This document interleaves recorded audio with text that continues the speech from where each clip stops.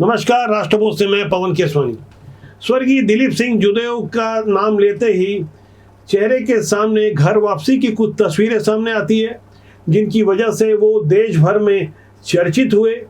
छत्तीसगढ़ में एक बड़े हिंदूवादी चेहरे के रूप में उनकी ख्याति मिली। वो कई बार सांसद बने, केंद्रीय मंत्री रहे और मौजूदा मुख्यमंत्री विष्णुदेव साय को जोड़ा, जिन्हें सक्रिय राजनीति में ले आए। 1990 में जशपुर जिले के कांसाबेल ब्लॉक के बगिया गांव के सरपंच विष्णुदेव को 1990 में ही तपकरा से विधानसभा की टिकट दिलवाई और विष्णुदेव साय करीब 25,000 वोटों से अपना पहला ही विधानसभा चुनाव जीत गए। उसके बाद 1999 से लेके 1914 तक लगातार 4 बार वो सांसद भी बने, केंद्रीय मंत्री बने, मौजूदा समय में मुख्यमंत्री हैं। लेकिन उनकी राजनीतिक पृष्ठभूमि के पीछे कोई एक बड़ा नाम आता है तो वो थे दिलीप सिंह जूदेव। और दिलीप सिंह जूदेव की पहचान ही घर वापसी यानी मतांतरण या धर्मांतरण कर गए लोगों को वापस हिंदू धर्म में लाने के लिए बनी थी। जशपुर इलाके में जहां मिशनरियों का खासा प्रभाव रहा, प्रलोभन और अंधविश्वास के कारण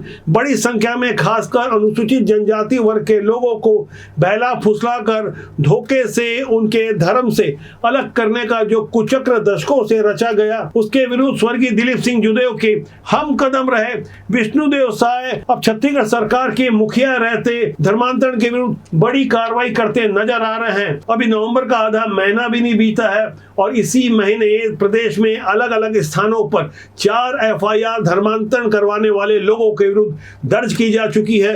11 महीने में इस तरह से 13 एफआईआर छत्तीसगढ़ में दर्ज की जा चुकी है और धर्मांतरण के विरुद्ध 2006 में बनाए गए कानून को और ज्यादा कड़ा करने की तैयारी चल रही है। छत्तीसगढ़ में विष्णुदेव साय की सुशासन वाली सरकार ने मतांतरण रोकने के लिए छत्तीसगढ़ धर्म स्वतंत्रता अधिनियम 2006 के प्रावधानों को और सख्त बनाने की तैयारी करते हुए सजा का प्रावधान 10 साल तक का कर दिया है। छत्तीसगढ़ में सुशासन वाली विष्णुदेव साय सरकार के द्वारा धर्मांतरण के विरुद्ध उठाए जा रहे ऐसे सख्त कदमों का असर साफ तौर पर छत्तीसगढ़ की राजनीति में भी देखने को मिलेगा। बदले हुए हालात में जनता भी अब सुर बदलकर काफी ऊंचे स्वर में धर्मांतरण का विरोध कर रही है। सरगुजा, सूरजपुर और बलरामपुर जिले में मतांतरण का खुलकर विरोध हो रहा है। मतांतरण के लिए प्रलोभन के आरोप में बलरामपुर जिले में 4 आपराधिक प्रकरण दर्ज किए गए हैं। इसमें 3 प्रकरण राजपुर थाना और 1 प्रकरण बसंतपुर थाने से जुड़ा हुआ है।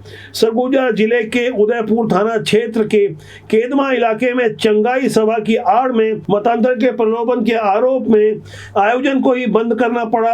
अंबिकापुर शहर के राष्ट्रीय क्रिश्चियन मोर्चा के कार्यक्रम में भी काफी विरोध हुआ। इस आयोजन को लेकर ईसाई समाज और रजवाड़ समाज के लोग आमने सामने आ गए। इस मामले में राष्ट्रीय क्रिश्चियन मोर्चा के राष्ट्रीय और प्रदेश प्रभारी सहित 5 लोगों के विरुद्ध एफआईआर दर्ज की गई। दुर्ग के पुलगांव में गीता यादव ने अपनी विधवा बहू को धर्मांतरण से संबंधित कार्यक्रम और प्रेयर घर में करवाने से मना किया, जबकि बहू अड़ी हुई थी घर को ही चर्च बनाने में। इस मामले में पुलिस ने पादरी DK देशमुख सहित 10 लोगों को गिरफ्तार कर लिया, उनके विरुद्ध एफआईआर दर्ज की गई। बदले हुए हालात में छत्तीसगढ़ में जिस तरह से मतांतरण के विरुद्ध कड़ा प्रहार किया जा रहा है, साफ तौर पर इसका असर छत्तीसगढ़ की राजनीति में भी देखने को मिल रहा है। आने वाले दिनों में प्रबल हिंदूवादी विचारधारा को पोषित करती हुई नजर आ रही विष्णुदेव साय की सरकार कुछ और बड़े कदम उठाने जा रही है। वहीं दूसरी ओर राष्ट्रीय स्वयंसेवक संघ की अनुषंगिक विश्व हिंदू परिषद के द्वारा भी कुछ बड़ी पहल छत्तीसगढ़ में की जा रही है। अलग अलग जिलों को चिन्हित किया गया है जहां सर्वे भी होगा। विश्व हिंदू प्रदेश के कार्यकारी अध्यक्ष चंद्रशेखर वर्मा इस मामले में बहुत एक्टिव नजर आ रहे हैं। वैसे तो विहित ने देश भर में मतांतरण के खिलाफ मोर्चा खोला हुआ है। इसके लिए छत्तीसगढ़ में विश्व हिंदू परिषद ने धर्म प्रसार विभाग का गठन किया हुआ है, जो पहले से मतांतरित लोगों का सर्वे करवाकर उनकी घर वापसी करवाने की तैयारी करेगी। इस अभियान को मतांतरण मुक्त विकास खंड जिला अभियान का नाम दिया गया है। इसी के तहत छत्तीसगढ़ के लोगों को जागरूक करने और घर वापसी के लिए विशेष अभियान चलाने से पहले 7 जिलों का चयन किया गया है। यह मतांतरित लोगों की घर वापसी के लिए विश्व हिंदू परिषद, समाज प्रमुखों, हिंदू संगठनों के साथ धार्मिक स्थलों पर पहले बैठक करेगी। हर मंगलवार हनुमान चालीसा और सुंदरकांड का पाठ होगा। इस दौरान जल संरक्षण, गाय संवर्धन, लोभ देकर हिंदू विरोधी गतिविधि चलाने वालों की पहचान करने की रणनीति बनाई जाएगी, जिसमें संगोष्ठियां होगी, प्रभात फेरी होगी, यज्ञ के साथ सामूहिक भोज भी होगा।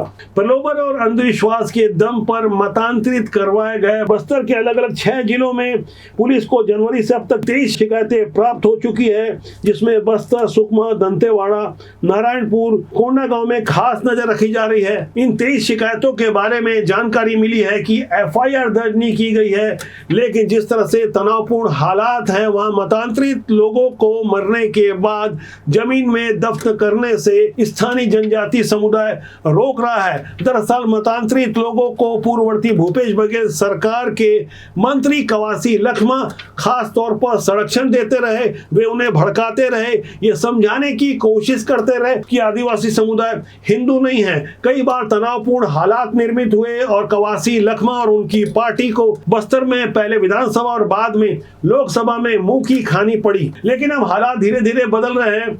जशपुर से भारतीय जनता पार्टी की विधायक भानुमति भगत का एक वीडियो सोशल मीडिया में तेजी से वायरल हो रहा है, जिसमें वो कह रही हैं कि धर्मांतरण और चंगाई सभा कैंसर से भी ज्यादा खतरनाक है। इतना ही नहीं, इस वीडियो में भानुमति भगत कहती नजर आ रही है, जिन्हें कोड़ा मारते मारते पहाड़ पर चढ़ा दिया गया, वे लहूलुहान हो गए, जो अपने आप को नहीं बचा सके तो हमको क्या बचाएंगे। गौर करने वाली बात है कि जशपुर इलाके में उरांव जाति के लोगों का सबसे ज्यादा मतांतरण या धर्मांतरण हुआ है, जिसमें लोहार, तूरी, नागेशैया सहित यादव समाज के लोग ईसाई बन चुके हैं। धर्मांतरण ही, ये जो चंगाई सभा ही, ये कैंसर बीमारी से भी ज्यादा खतरनाक ही। अल्पसंख्यक होए कर डर से अपने आप के सबसे बड़ा आदिवासी मानत है। मैं इस मंच के माध्यम से अगर कहीं सुनत है तो अपन बात के मैं पहुंचाए चाहत हो, जे अपने आप के यीशु मसीह का औलाद समझत। यीशु मसीह हो, यीशु मसीह ही जे अपने आप के झारा खूटा में ठोक देला। यीशु मसीह ठोकला कि नहीं। बिलासपुर जिले के धार्मिक तीर्थ रतनपुर के समीप स्थानीय हिंदूवादी संगठनों ने कांग्रेस के विधायक अटल श्रीवास्तव की हरकत का भरपूर विरोध किया है। दरअसल अटल श्रीवास्तव ने सार्वजनिक रूप से भगवा आतंकवाद और भगवा गुंडा शब्द का इस्तेमाल किया था। अटल श्रीवास्तव जिस तरह से गुंडागर्दी की भाषा का इस्तेमाल कर रहे थे, जाहिर तौर पर इससे हिंदू जनभावनाएं आहत होगी। जगह जगह उनका पुतला दहन किया जा रहा है। कांग्रेस के विधायक के पुतला दहन के विरुद्ध कांग्रेस की ओर से भी कोई सफाई नहीं आ पा रही है। दरअसल अटल श्रीवास्तव ने हरकत ही ऐसे की थी।